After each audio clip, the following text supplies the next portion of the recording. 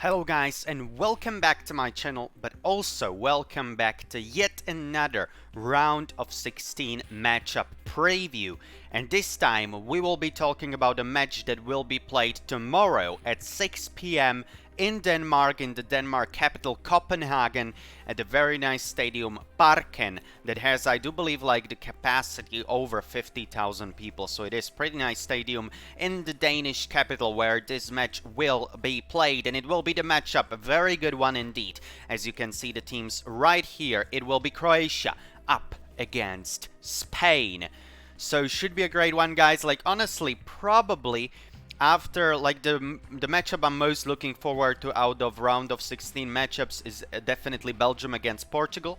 The number 2 matchup for me personally is England against Germany, and number 3 matchup, most probably this one, Croatia against Spain. So it should be a good one, guys. Definitely Croatia finishing as the number 2 team in Group D, and Spain finishing as number 2 team in Group E.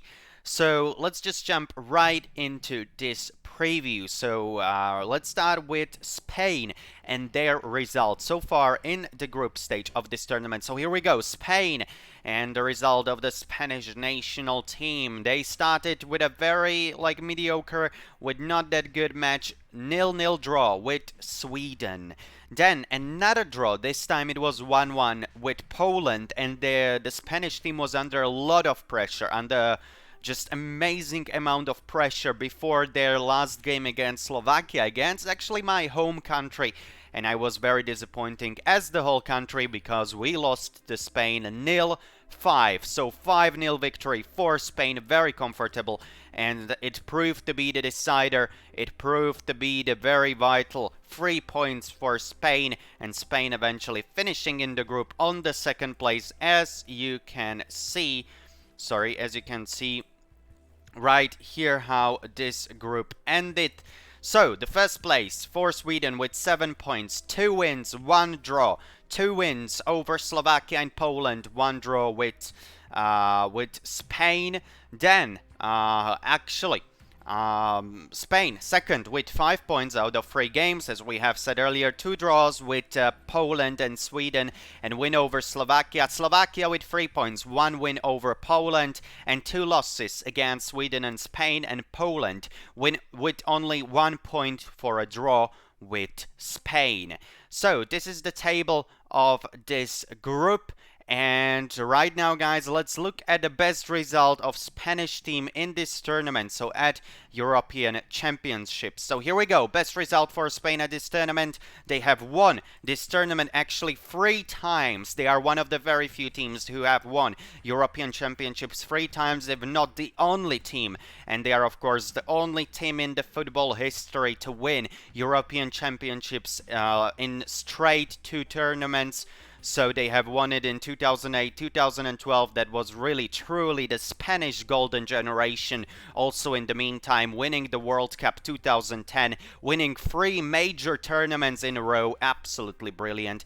Amazing generation of Spain, but so far this new generation, it hasn't lived up to the expectations yet, and definitely a lot of it was expected from Spain before this tournament started. They haven't been able to just, reach those expectations. We all know how the World Cup 2018 ended in terms of Spain, so we should see how this game against Croatia will end. Right now, let's look at Croatia and their results in this tournament so far. So, these are the results of Croatia. As you can see, all the colors here. 1 red for 1 loss against England, 0-1 in the opening match at Wembley. Then 1 white for draw, 1-1 with Czech Republic. And 1 green also for a very vital and important win, 3-1 over Scotland. So actually a lot can be compared between Croatia and Spain. Both of these teams, they were considered to be one of the top favorites of their groups, but they didn't manage to win the opening game. They didn't really play well in the opening game, but they were able to come back and win that very important last game. So a lot of parallels actually between the 2 teams. It will be very interesting to see how their matchup will end. So here we go, guys. Let's look at a table right now. England, 7 points, place number 1. Croatia, 4 points. Place number 2, Czech Republic, also 4 points, but they had, a worse score, so worse goal differential, and or they basically they didn't have worse goal differential. As you can see there, +1 for both teams, but Croatia scoring more goals, and Scotland finishing last with only 1 point, so very disappointing group for Scotland here. And let's look at the best results for Croatia in the European Championships, and actually the best result for Croatia in the years 1996 and 2008, when the Croatians were able to reach quarterfinals in the European Championships. Of course, in 1996, that was the first major tournament for Croatia after Yugoslavia, after Yugoslavia didn't exist anymore. So yeah, that was one of the golden generations of Croatia, but we also have to mention this current generation that was able to reach the World Cup 2018 final. So we are back here, guys. Let's look at possible starting 11s for both teams, and let's start with Croatia. So in the net, most probably Dominik Livakovic. Then 4 defenders, Joško Gvardiol, Duje Čaletacar, Domagoj Vida, and Josip Juranovic. Very strong midfield here. The midfield is the strongest part of Croatia's game. Mateo Kovacic from Chelsea, Marcelo Brozovic from Inter Milan, and of course the captain Luka Modric from Real Madrid. And up front, Ante Rebic, Bruno Petkovic, and Nikola Vlasic. And you see, right, guys, there is no Ivan Perisic, which I think will be a great complication for the coach Zlatko Dalic, because Ivan Perisic, he has had a COVID positive test, so he won't be able to participate in this round of 16 matchup against Spain. So this is, I think, a great hit, a great drawback for the Croatia national team. In terms of Spain, at the net, Unai Simon, 4 defenders, Cesar Azpilicueta, Eric Garcia, Emerick Laporte, and Jordi Alba. Again, these are just predicted possible lineups.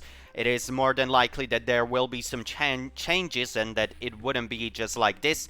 Then 3 midfielders, Koke, Sergio Busquets, who is back after he was also tested positive for COVID, and Pedri. So maybe possibly 2 Barcelona midfielders there. The very old one, Sergio Busquets, and the very young one, Pedri.